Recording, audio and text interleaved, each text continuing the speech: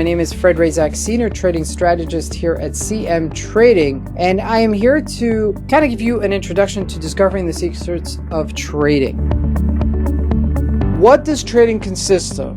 It's about defining an edge. An edge means that you've defined a set of principles by which you trade on. It's about understanding probabilities, and not probabilities in terms of gambling, but probabilities in terms of what will go in your favor and what may go against your favor.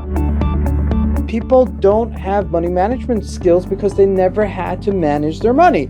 And that is really one of the premises, one of the pillars, that's one of the premises that we try to teach you to have money management skills.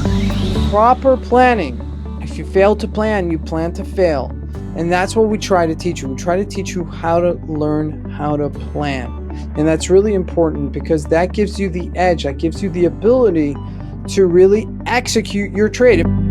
Success and repetition. All these things are a culmination of success and repetition, success and repetition, success and repetition.